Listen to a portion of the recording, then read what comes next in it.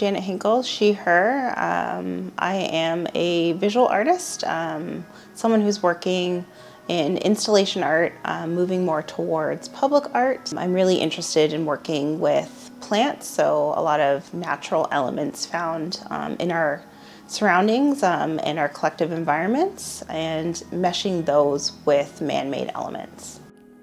Can you tell us about Storm Cloud, the piece installed as part of Perennial Darkness?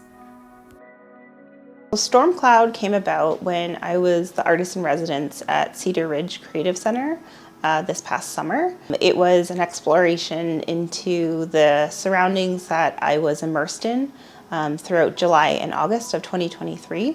It was really just an idea that kind of plugged away at throughout the duration of the residency. Being surrounded by the natural world and that ravine system was really pivotal to my artwork at the time and moving forward.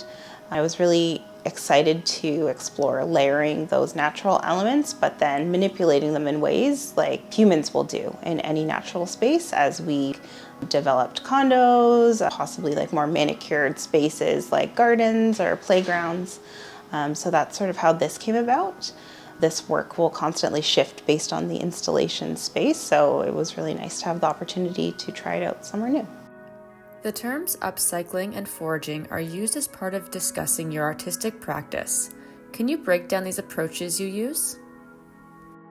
Behind me, there's a bunch of foraged plants, which I found mostly in Toronto's West End, some in High Park, various small parks, and then actually just like the sides of buildings where weeds will often grow.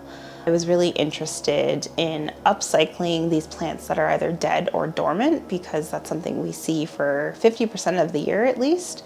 So it's nice to sort of shine a light on their beauty in their current state, as well as some of the photographs that are included in this installation. I have taken plants that were either scanned or photographed and upcycled them into a collage and have printed it at various scales to create a bit of depth and contrast against the natural plants and the human manipulated imagery. What are some of the foraged elements that can be found in your installation? Yeah, plants. A lot of plants that are native to Ontario, specifically the Toronto GTA. Some of the images in one of the large scale prints for this installation are actually different plants or objects I found around the Cedar Ridge Creative Center grounds. So some of them were man-made elements and some were natural elements that I sort of upcycled into a new art form. How do you decide which plants to include in your installations?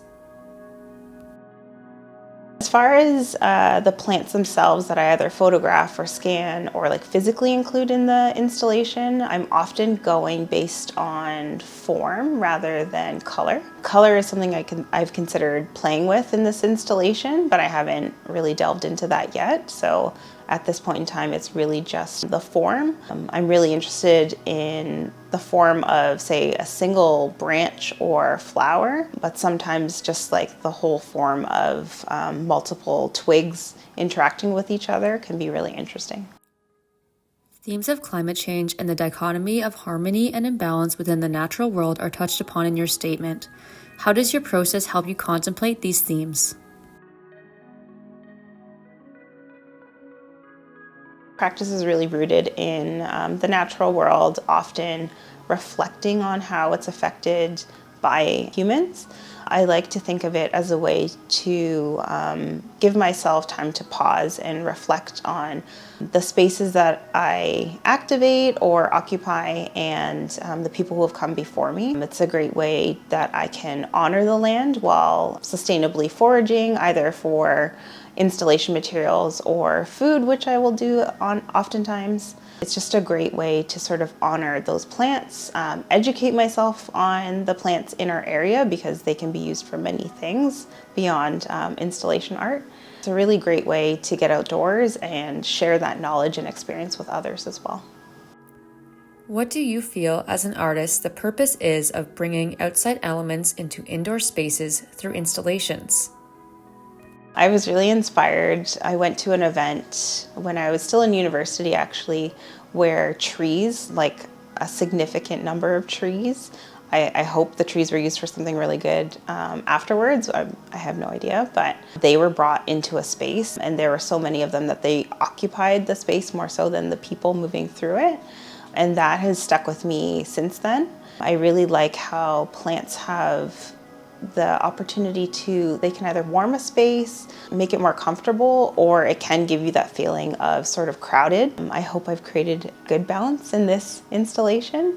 I encourage other artists to include plants in their work, especially indoors, because it just kind of blurs the lines of that transition between like man-made space and natural space.